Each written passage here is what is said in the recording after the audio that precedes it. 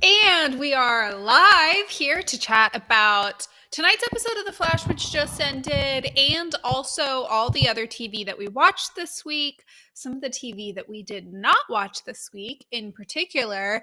And I'm very excited to be joined by Carey and Kate. Let me just do some movie magic here so we can get everybody on screen together. Hi!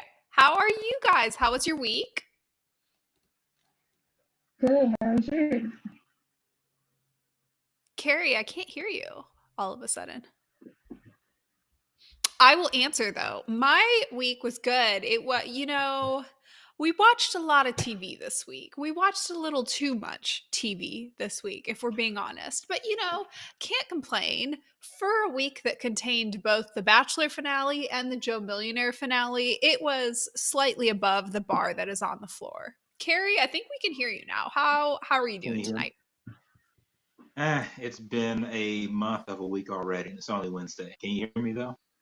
We sure can, and it indeed has been a month of a week. And to cap that all off, the Flash just ended. So should we dive into some news before we jump into the Flash? What do you think, Kate? Sure.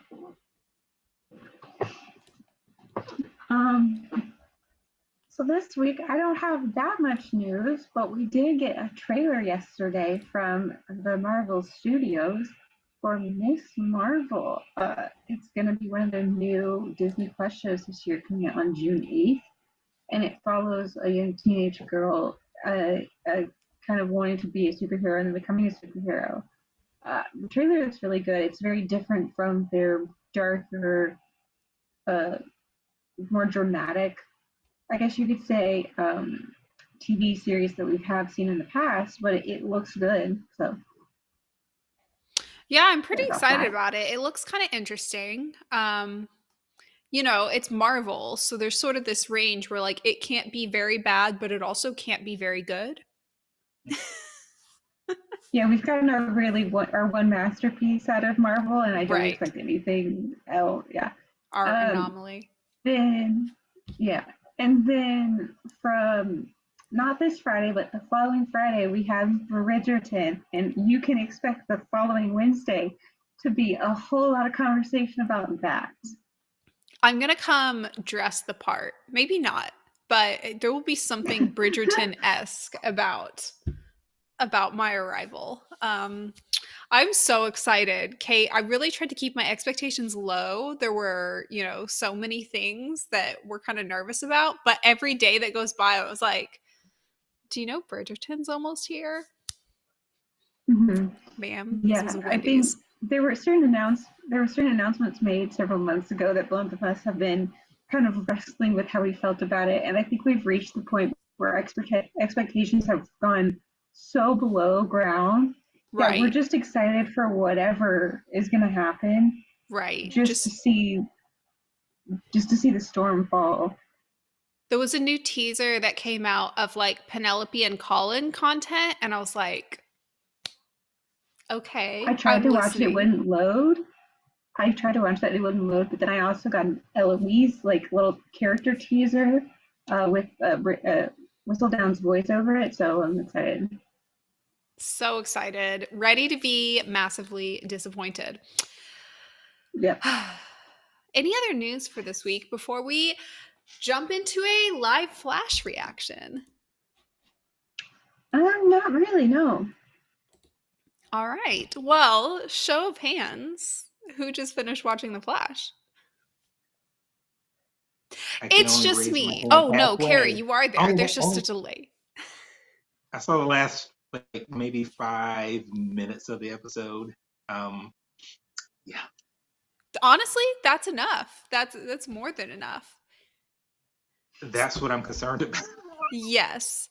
So this whole episode, there's sort of like, okay, so there's a lot of B plots, but what we're getting in terms of Barry, if we're going to treat Barry as the A plot, is that he's trying to decide if he's going to give a flash phone to the chief of police so that the Flash can work more closely with the police. And just all of the rationale for it showed that they haven't put any thought into some of the things that we've been complaining about, like following due process, giving away police information to just anybody, that kind of stuff.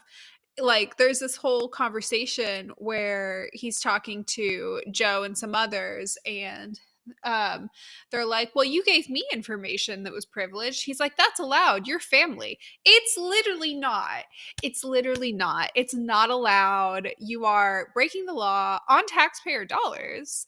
And I know we're supposed to suspend disbelief, but they kind of rubbed it in our face this episode. So that was my struggle. But, there was this little, semi-tense double date with Frost and Caitlin and their respective significant others that was teasing that Caitlin might be dating some like plant meta that I'm supposed to know about that I don't know about. And it was, it was this cute little unpacking, whatever. So I enjoyed that, karaoke, a little bit of fun in a show that doesn't often have much fun, but thinks it is.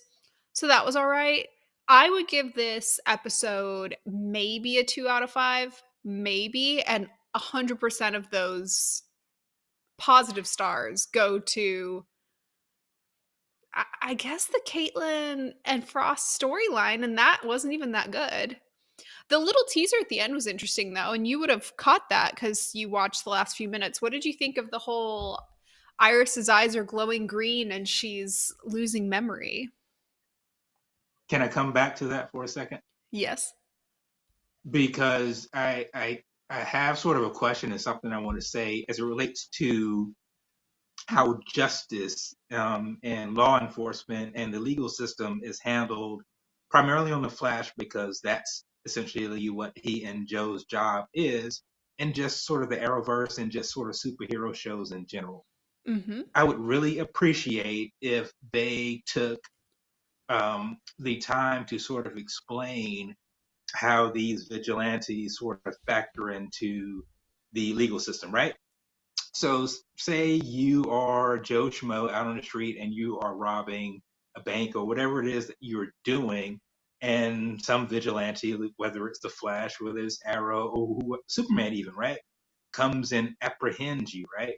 Mm-hmm. How does, if okay, so you go to jail as that person, how does the justice system deal with evidence being presented by a quote unquote vigilante superhero? We don't know your first name, don't know your social, you're not a part of a quote unquote active law enforcement system, you haven't been deputized, you haven't gone through BLET, you just happen to be there and you say that I did such and such.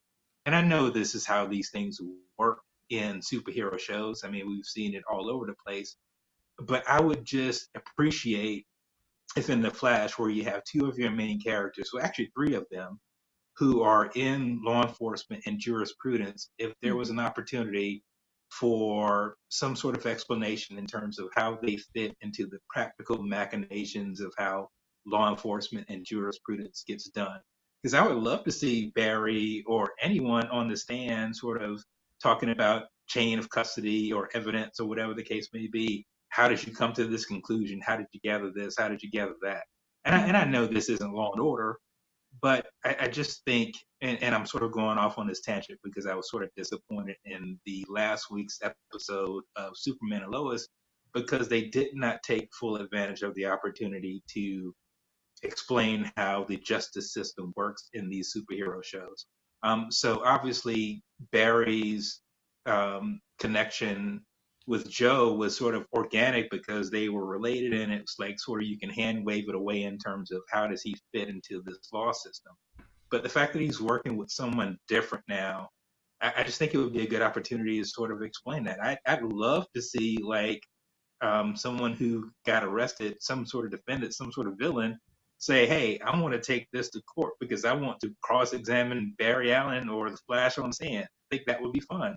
I think that would be interesting. Maybe it's just me, but I needed to get that off my chest first.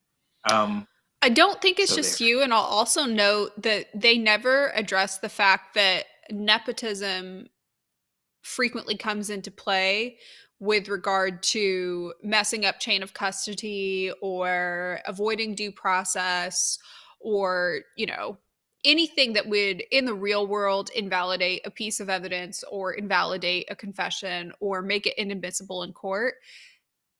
The process by which the superhero, in addition to having meta powers and restricting their identity such that they can hold both a police officer job and a vigilante job or whatever it is, one of the key mechanisms in that is nepotism, that they funnel information either through police or journalists that they are related to.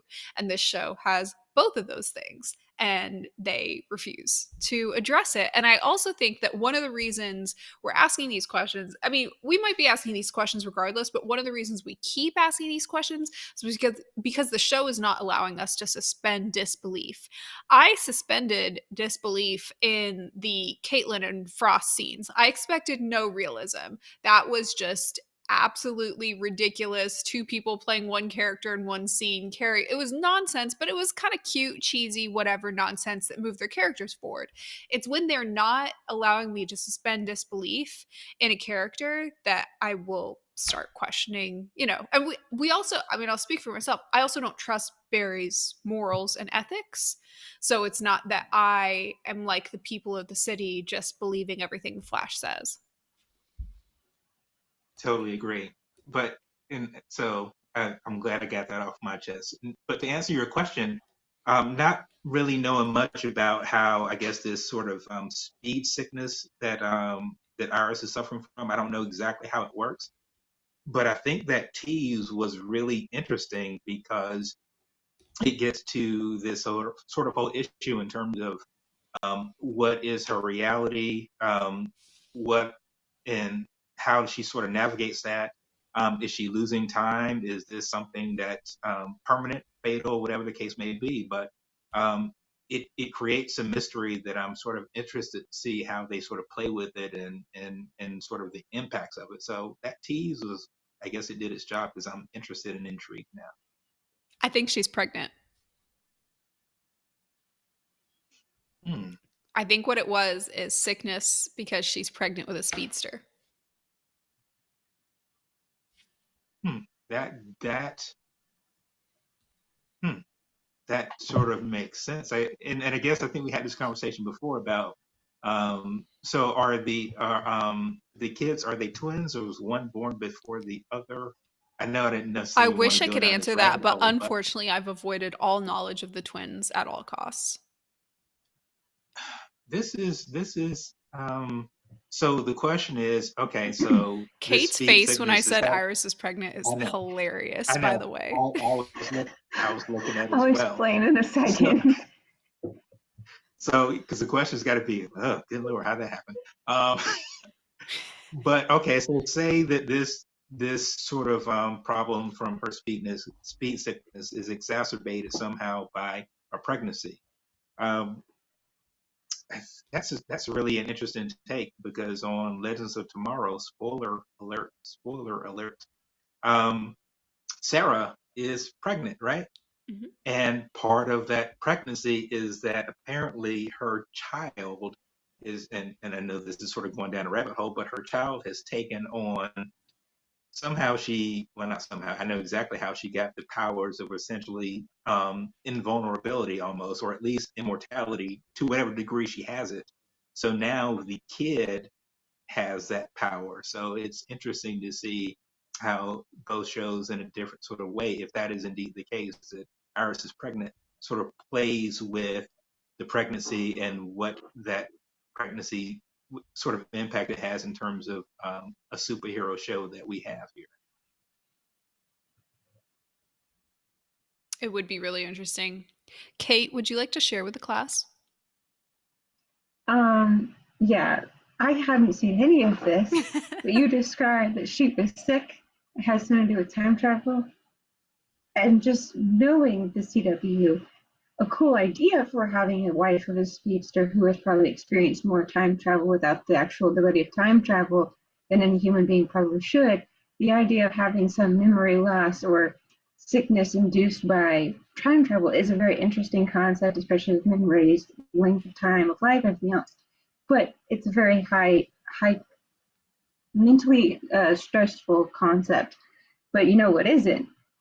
Pregnancy. So the concept that the CW is like, you know what would be hilarious? If she got green eyes and time stuff happens, weird time stuff happens around her because she's pregnant, because speedster, because reasons. Right. And it was just funny because I haven't seen it, but you described like 3 things, and I was like, oh, she's pregnant. And then 5 seconds later, you go, I think she's pregnant. I That's like why I how was they also just laughing. like wrote off her like skipping time. It's just like, oh, silly Iris, silly, but like, if okay, if it was anybody other than Joe, I would be mad, right? But like, Joe's allowed to say that. That's her dad. At the same time, I wish some character, like, wish literally anybody other than Allegra, who calls her boss every 5 seconds, I wish somebody would give her respect and like talk to her like an adult for once. I just want a character to talk to her like an adult, not like a big sister, not like a babysitter, not like a child, and not calling her boss every 5 seconds to prove some kind of point. Like, can she have a friend or something? I they're gonna have a whole baby shower for her, and she won't have like a single friend of her own there. It's gonna be all like Team Flash and her brother husband. This isn't even like my ditch to die in. Like, this isn't even like my ride or die character. This isn't even one of my favorite characters. But increasingly, each week, I'm like, is anybody defending this girl? What's going on in the writer's room? Well, it would be nice if that Reverse Flash's timeline had sort of gelled somehow, and she had, I don't know, Batwoman to call and say, "Hey, Right. what are you doing? You up? Can we talk or Right. something?" But yeah, it's interesting. Who doesn't have, other than Barry, and obviously, I mean, our dad, obviously, but peer to peer, who would it be? Nobody. We haven't seen her graduation where we would have met her classmates. She hasn't stayed at a job long enough for us to meet her coworkers. The last coworker that we met of hers was a very handsome man with whom she had wonderful chemistry. So naturally, he had to die. I just it's fine. It's fine. Not my ditch to die in. However, I have yet another thing with an unwarranted strong opinion, and that thing is Pam and Tommy. So imagine my surprise to hear, well, everybody say hi to my cat since he's decided to walk in front of the camera. He's the star of the show, naturally.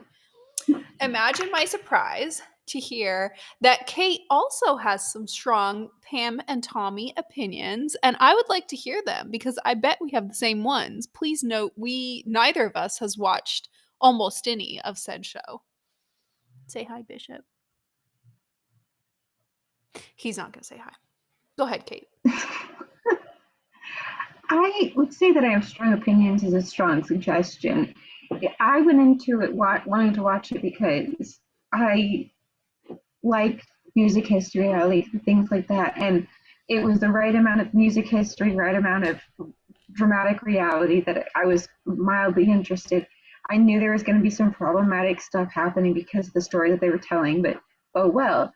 To be honest, though, I couldn't even get to that just because when I started to watch the first episode, the first 10 minutes or however much I even got through was a sequence of uh, the actor's name has left my mind, but essentially one of the main characters who's not Pam and Tommy, they're building like a sex dungeon basically in Tommy's house, and he's one of the carpenters that's there.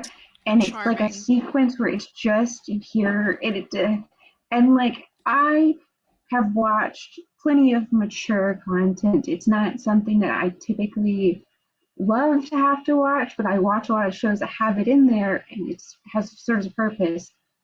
But I couldn't get into the show past the 10 minutes just because it was so over the top and overdone and kind of wasteful in a way, if you know what I mean. And I Mm-hmm. just couldn't do it, and which was frustrating because the concept and I think the later payoff of what the show is trying to do, from what I've heard from other people talk about, it was kind of supposed to be talking about the unfair effect that this would have on a Pam versus Tommy, and I couldn't get far enough into it to give it any credit past that. It's just hard to watch. Let me tell you, I watched the trailer and I was livid. I was livid. These are real people. She had a real sex tape exposed without her consent, and people are continuing to profit off this story by just retelling it over and over in different ways. And I just find that so distasteful. It's not that I'm surprised that a show or movie or whatever would be made about the topic. I'm just surprised that a platform like Hulu gets to get away with it in the year 2022. She didn't authorize this story to be used for like profit. It's so distasteful. And even if they are acknowledging, as they seem to acknowledge in the trailer, that the whole thing is that this is going to negatively impact her, but it's going to boost him to stardom, and that's the whole message behind it. And it's this whole like feminist thing. I've got cat hair in my mouth. It's this whole feminist thing of like, the women are sex shamed and guys are not, whatever. And it's like, great, love it, fantastic. They didn't have to use real people's stories to tell this when this is about somebody who had it released against her consent. Or they could have told some story where there was something consensually released, but it just differentially impacted a girl and a guy. You know what I mean? Yeah, like I was interested in it and kind of didn't think much of it when I first heard about it because I am so interested in music history and everything. But I don't like that, even if you're going to tell a real story about this, I don't like that it's actually been quite recent. It's been 25 years maybe. And just part of my knowledge, but all the parties involved are still alive. You're still airing out their dirty laundry while they are still alive. And it's not necessarily that it's that much better if they're dead if you talk about their stuff, but it's at least like not going to continue to hurt them Right. if they're no longer here to be hurt by it. But the other thing is like you can actually tell a more in-depth and nuanced story, I think, if you have a situation where you have full fictional freedom while still telling a realistic version of how it would happen. So like look at Daisy Jones. So Daisy Jones is highly, highly influenced by several bands, most specifically Fleetwood Mac with Stevie Nicks and the interactions that happened within that band.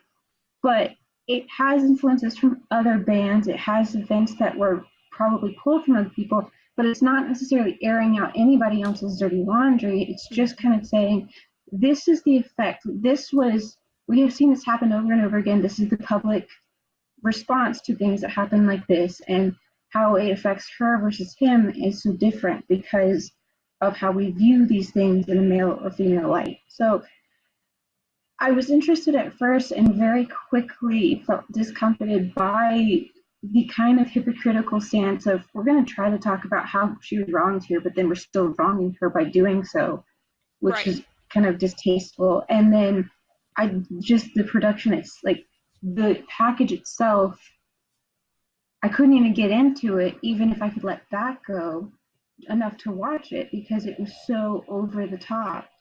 Um, it might have been toned down, it might have been handled with more seriousness as the show progressed, but I couldn't get past that first part. And I mean, I've always had an issue with like, I like to watch the dramatic retellings of musicians and things like that, real people. But a lot of times they're talking about the highs and lows and less focusing on one really embarrassing thing in their life to make a point Mm-hmm. in society in general. So, like with the Queen movie, it was far more talking about the band as a whole rather than talking about one specific social issue and making them like a example. Mm-hmm.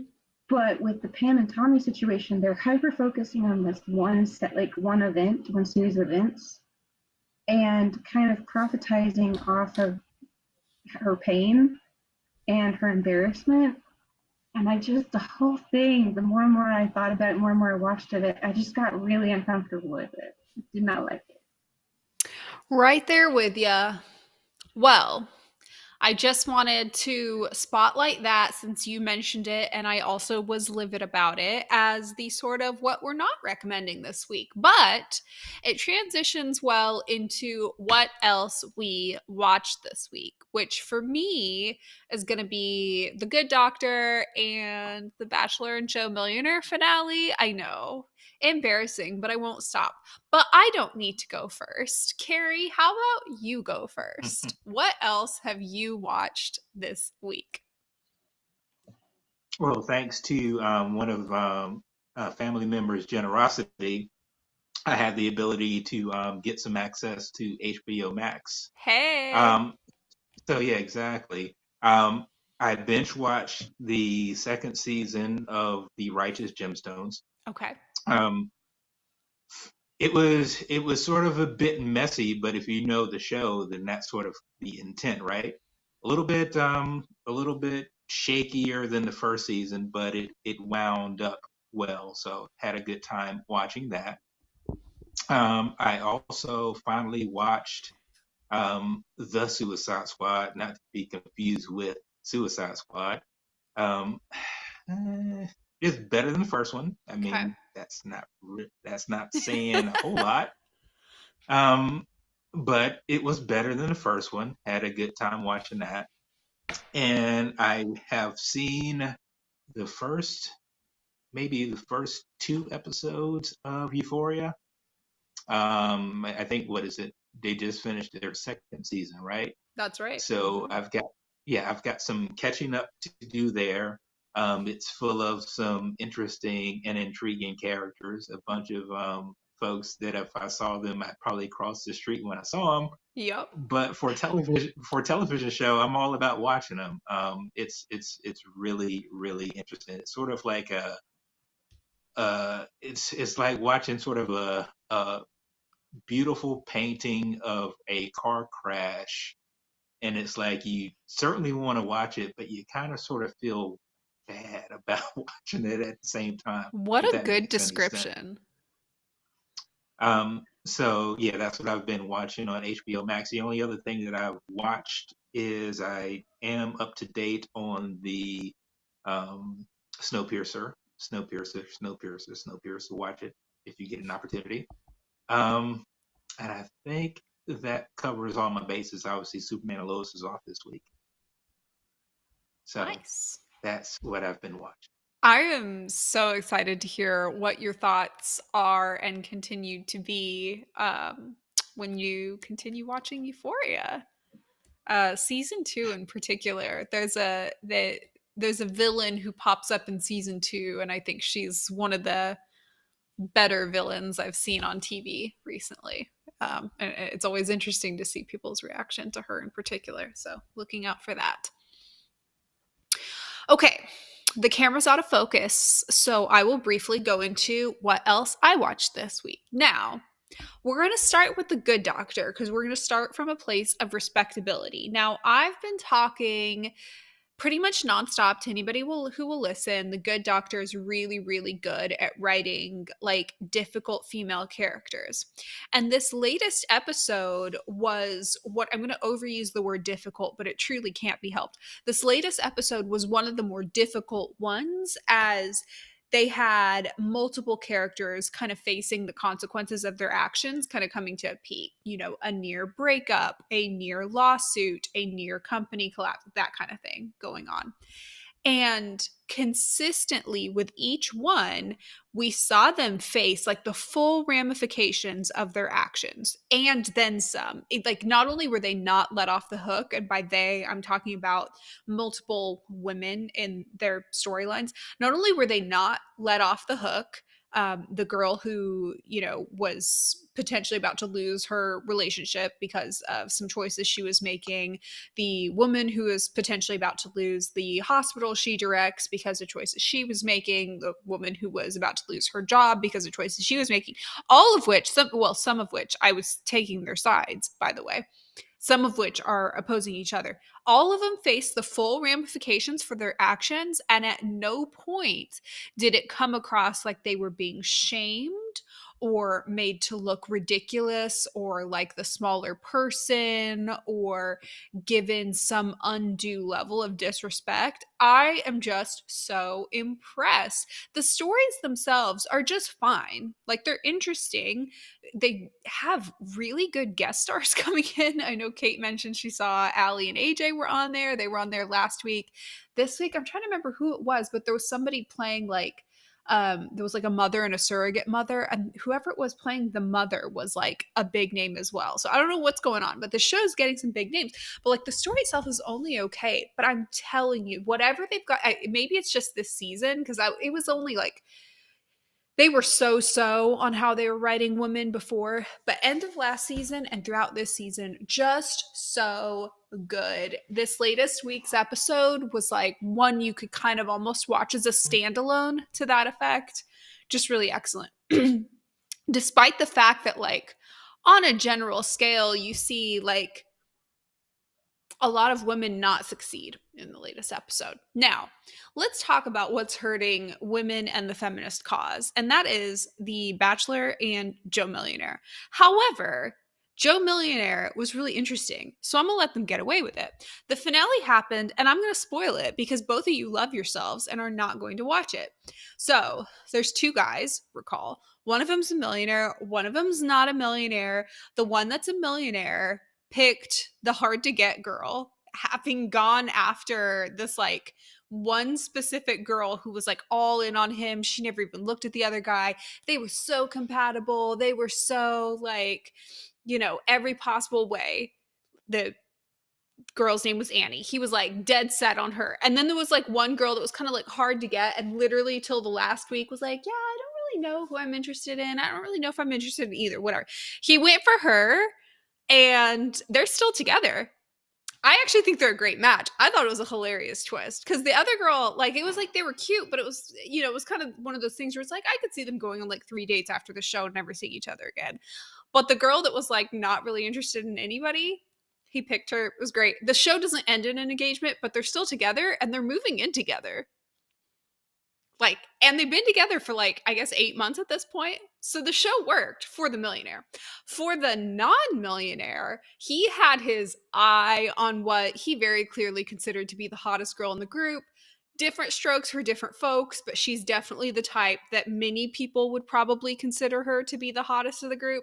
He had his eye on her the entire time.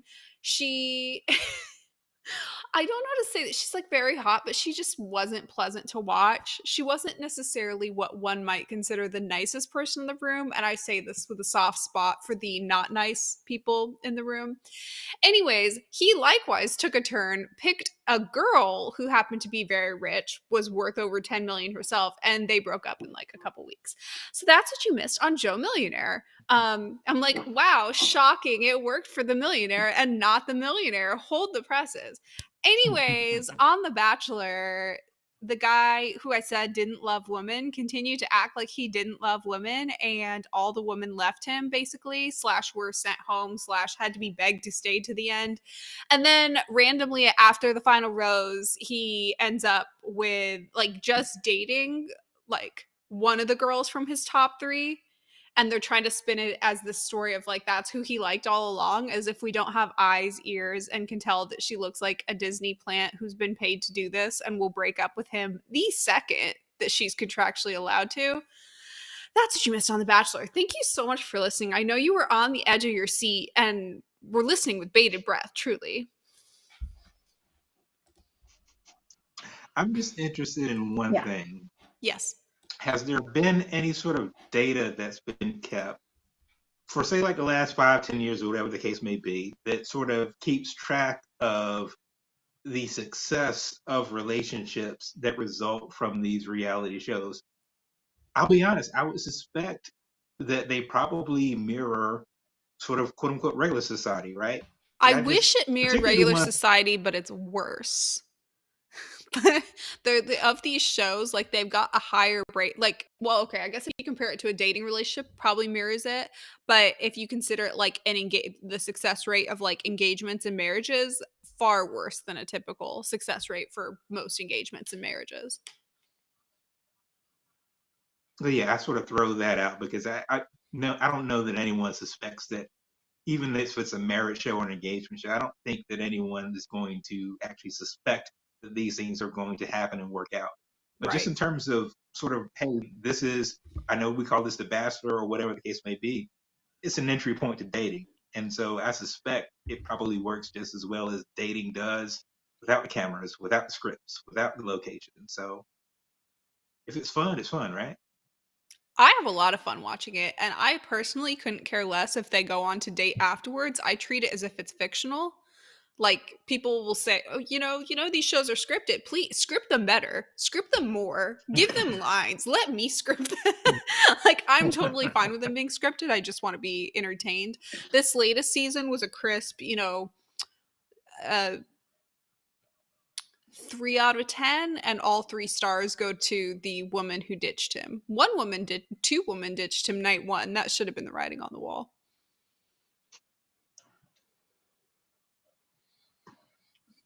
Well, Kate, So save us. What I come. not reality shows did you watch this week? Here's the thing, though. You asked that question. It's the wrong question to ask. I haven't actually been able to watch a lot of TV this past week, but one show I didn't watch that has a similar issue that I was almost going to watch the show, and then they released the trailer, and I don't know if I can. It's The Courtship. We've talked about it here before. It's the Pride and Prejudice themed Bachelor show. I don't know what I was expecting, but the trailers I keep seeing, that's not it. It's not it. I don't want it. I don't like it. I just want you to know my heart is breaking because I didn't know that The Courtship was the Pride and Prejudice dating show that you were talking about. And I've seen pictures from like the Courtship set, and that is like the cheesiest, most out of touch looking thing I've ever seen in my life. I cannot believe that is the Pride and Prejudice dating show I was hyping up. Yeah. I'm going to go cry into my pillow. Because the synopsis we were getting was basically, it made it sound like there would be several men and women, and it would be more like I don't know which one it would be compared to, but like a series of basically a modern recreation of the courting season, ball season type of situation. Yeah. Like you have a handful of eligible men and eligible women, and like whoever gets with who is like it's not natural, but comparatively with it's like the Bachelor in Paradise, but Bridgerton themed. Yes. And I would have assumed with that there would also have been a bit more of the Pride and Prejudice formality. I wouldn't have expected them to go full all the way, but like just some amount of like. I saw people in like high school theater costumes. Yeah, it looked like high school theater costumes, and really they were just running around doing the same thing that they do on Bachelor in Paradise, except the parents are there, so they immediately meet the parents, and they're in the cheap costumes, and it's I was interested in watching like the experiment of putting people in kind of a Regency place and have like loosely Regency rules and see what would happen. But instead, it's basically a stylized version of like The Bachelor, and I'm like, it's like a theme party. Like sometimes on like Bachelor in Paradise, they'll have like theme nights where it's like 80s prom night or whatever, and they like dress up in cheesy costumes and just act like dumb hot people on the beach, but in cheesy costumes. It's like that. It's just they're putting on Bridgerton as a costume. I'm so offended. Well, and it's one of those things that when I first heard about it, I instinctually knew that some people that would be on there wouldn't have any context or like relationship with Austen's work or the associated similar works. But it's very much like this whole thing has a vibe of the men very much that are on there are the guys that look like they're looking for a hot librarian type girl. Yeah. And it's just, I And don't there's only one girl. How know are you supposed to why. mimic Regency society with only one woman and a bunch of men? Yeah, That's literally, that was my frustration. first of It would have been all, the opposite. There should be more women than there is men. That's part of right, the because the thing men all about go die Regency is in there's war way at more. that time. Yeah, yeah. So it's all these super eligible men, and then like twice as many women having to fight for them. Let me tell you, the Which you reason could have why also made shows a like, cheesy like 20 women going after 10 men, right. and then having like absolute fights. Also would have been fun. But this is literally just The Bachelorette made super cheesy in costumes. Plus, if there were more women, then you could have like some of the Regency, like, sitting room, tea party, that kind of shtick. Here's the other thing. The reason why franchises like The Bachelor are so successful are not because of The Bachelor. You could literally put any like stereotypical video game default generated character with two brain cells and you'll be perfectly fine. The thing that makes it interesting are the women. Whereas on The Bachelorette, they have to continually bring in like multiple female hosts, multiple, they'll bring in female comedians and her best friends and other friends and past whatever, just to make it interesting because the guys are so boring. I'm so sorry. Like they cannot think their way out of a paper bag. You cannot start a show with a ton of guys and only one girl. You have to have more women. You really do. It doesn't even have to be women outnumbering men, but you have to have more women or it's going to be so boring. These are going to be like the kind of guys that couldn't even make it onto The Bachelor. So, like, you really think they're going to sell this in their little high school leotards? I'm so sorry. No. I'm going to still watch it though. No, I wanted to The with best the thing is initial. watching Carey's face as he politely tries not to laugh at us for the last 10 minutes. It's fine because I was when I first heard about it. I mean, this has been a saga between me and Cammie. Cammie threatened to sign me up for it. So Oh, I did. I the literally pulled the sign up yeah, page. But I yeah, would and never have like put done my that if I name in knew this it. was how it would turn out.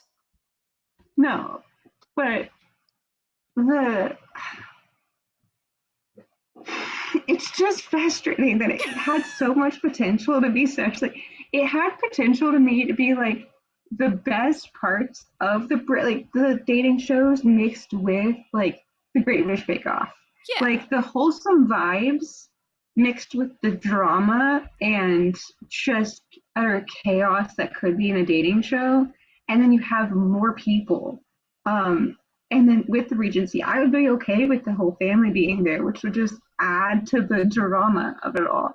But Just instead, we imagine just if it was got like kind high of school. linked with Great British Bake Off, where you occasionally have like Great British Bake Off contestants coming in to like make stuff for tea parties or even, plan dates for the week or whatever. It could be so cute and wholesome. It really could. But You it would won't just need be. to I have pay a us for cool. the idea. Go ahead, Can you hear me? I Carrie. have a cool. I have a question. So here it is, right?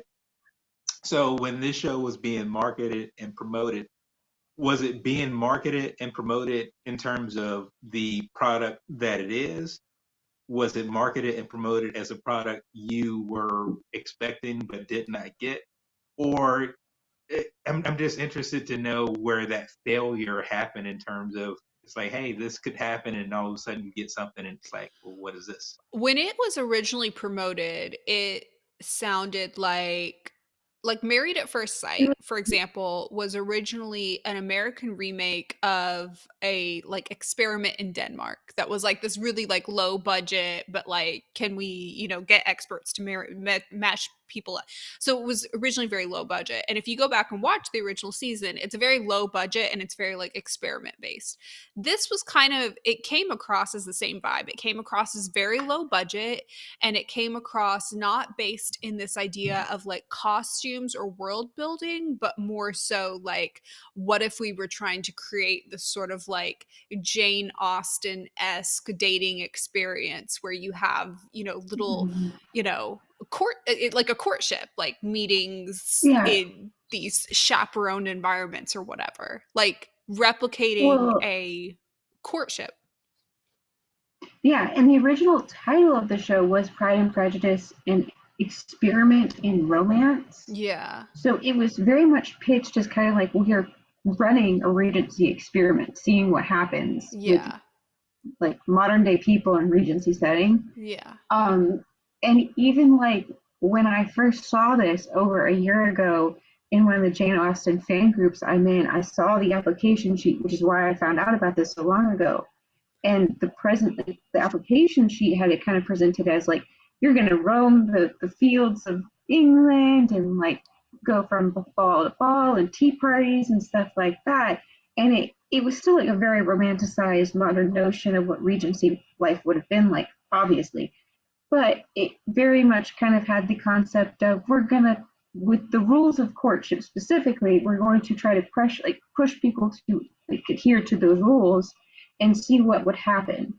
So I very much thought that the product would be like 10, 20 women and 5 to 10 men, and possibly their families and friends would be there, and we'd basically be watching a modern day representation of how that courtship courting dance would go down, both Right. the actual dancing and like the intrigue of it all. Right.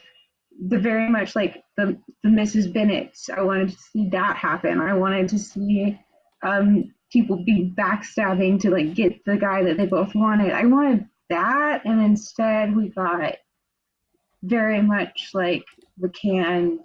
This is a Bachelorette remake in high school drama club clothing. Yep. That's disappointing. Like I said, I'm gonna still watch it though. Okay, well, I will not. I'll report back. I'll at least watch an episode. Again, the bar's on the floor. I'm sure everybody involved, by the way, is so lovely and wonderful and deserving of love, blah, blah, blah. This isn't about any real people or their value. This is about the show, and it's not the show I wanted, but I will watch it. Yeah, the It is, concept and execution. yes, concept and execution. They had the concept. I had one more. Yeah, go ahead.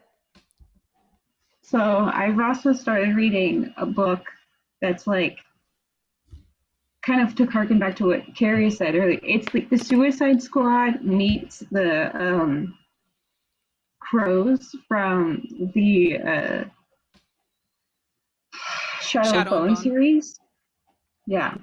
But they're, instead of 16, they're actually 30-year-old people, adults, and they're all criminals except for one guy, and they are kind of sent on a suicide mission to find out what is kind of creating this army on the other side and dismantle it. So it's very like fantasy, but modern sensibilities in it, and Suicide Squad concept, but instead of it being 16-year-olds going, who gave you responsibility?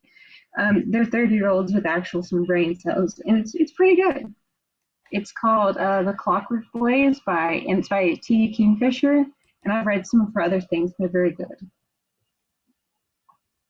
Sounds bomb. Well, it is 9:53, and I promised that this would be short and sweet, and instead we took the whole time, but it was very interesting. Thank you guys for joining me tonight. You know, we said we didn't watch, well, I said I watched a lot of TV. You guys said you didn't watch a lot of TV this week, but you know, somehow we still made it through. I'm going to be in a bit of a desert of reality dating shows in the next couple weeks. So who knows what depths I will stumble upon, or maybe I'll watch some of the respectable television on my list. But I will see you guys probably next week, same time, same place.